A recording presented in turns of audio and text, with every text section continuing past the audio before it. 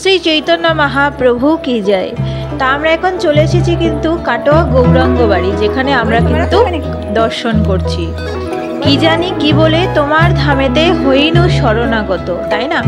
তো সেই প্রাচীনকালের সেই যে মন্দির, সেই মন্দির কিন্তু আমরা এখন দর্শন করছি। আর অনেক কষ্ট করে কিন্তু এখানে ভিডিওর অ্যালাউ করেছেন। এখানে কোনো রকমভাবে কিন্তু ক্যামেরা অ্যালাউ ছিল না। তো যাই হোক, অনেক বলে তারপরে কিন্তু এখানে ভিডিও করতে পেরেছি। তো এই দেখো, এখানে কিন্তু মন্দিরের সেই কারুকার্য আর শ্রী চৈতন্য মহাপ্রভুর কিন্তু এখানে অনেকটা কিন্তু ঘটনা রয়েছে, যেটা তোমাদের কিন্তু অবশ্যই শোনাবো।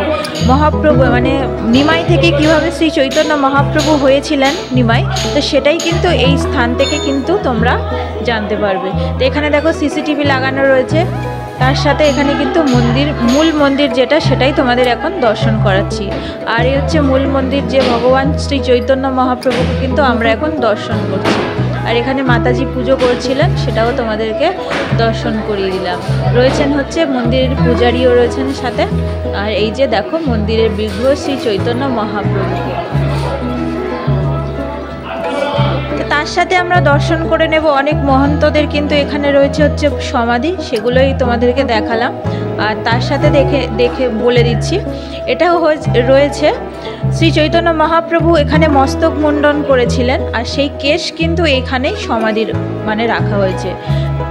তিনি যখন শ্রী চৈতন্য মহাপ্রভু হয়েছিলেন, তখন ওনার কেশ যেহেতু তিনি যখন সন্ন্যাস নিয়েছিলেন, তখন কিন্তু ওনার কেশ যেহেতু মস্তক মুন্ডন হয়েছিল, সেই ভগবানের সেই কেশগুলো কিন্তু ওই জায়গাটাতেই সমাধি রাখা হয়েছে। আর সেই স্থানেই কিন্তু আমরা এখন দর্শন করছি।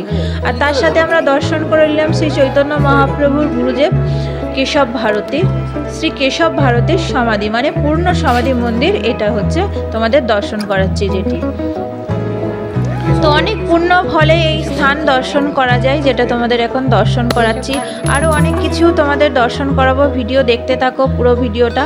আর কেমন লেগেছে অবশ্যই কিন্তু কমেন্টে আমাকে জানাতে ভুলো না। আর যদি কিছু ভুলভ্রান্তি হয়ে থাকে অবশ্যই কিন্তু কমেন্ট করে জানাবে। ভালো লাগলে প্লিজ একটা লাইক করে দিও, আর চ্যানেলটাকে প্লিজ সাবস্ক্রাইব করে দিও। আর যারা আমার ফেসবুক থেকে দেখছো, তারা কিন্তু ফেসবুকটাকে প্লিজ প্লিজ প্লিজ ফলো করে দিও। তো যাই হোক, ইনি এই প্রভুটি আমাদেরকে বলছিলেন যে এখানে যা যা মাহাত্ম্য, যাই হোক অনেক পুণ্যর ফলে এরকম স্থানে গিয়ে অনেক কিছু দর্শন, তার সাথে সাথে শ্রবণও আমাদের মেলে।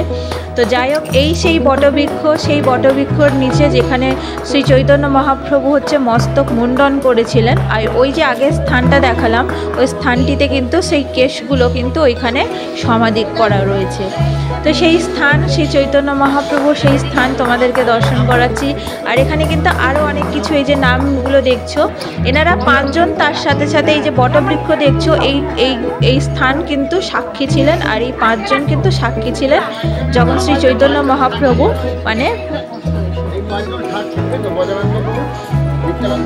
সন্ন্যাস ধারণ করেছিলেন। তো সেটাই কিন্তু তোমাদের দর্শন করাচ্ছি। আর এই 5টা নাম তোমরা দেখে নাও: নিত্যানন্দ প্রভু, চন্দ্রশেখর প্রভু, শ্রী গদাধর,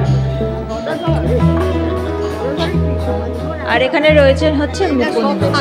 এই 5 জন কিন্তু এই সন্ন্যাসের কিন্তু সাক্ষী ছিলেন।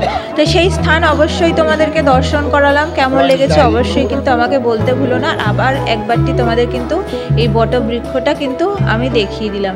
বটবৃক্ষ, তার সাথে কিন্তু অশ্বত্থ গাছও থাকে, এটা সবাই নিশ্চয়ই জানো। তো যাই হোক, এখানে কিন্তু আমরা সবাই মিলে বলা কওয়া করছিলাম যে এখানে খুব সুন্দর কিন্তু প্রসাদেরও আয়োজন আছে। তো অন্য কোনো দিন আমরা অবশ্যই আরও কোনো সময় যদি যাই, এখানে কিন্তু প্রসাদের ব্যবস্থা আছে, সেটাই আমরা বলা কওয়া করছিলাম যে পাওয়ার কথা। তো যাই হোক, গোবিন্দের যদি কোনো দিন কৃপা মেলে, চৈতন্য মহাপ্রভুর যদি কৃপা মেলে, অবশ্যই আমরা এখানে প্রসাদ পাবো। আর দেখো, এই স্থানে আবার তোমাদেরকে দর্শন করে দিলাম সেই স্থান, যেখানে হচ্ছে সেই সমাধি মন্দির। তো চলো, অন্য কোনো ভিডিওর সাথে দেখা হবে। ততক্ষণের জন্য হরে কৃষ্ণ, শ্রী চৈতন্য।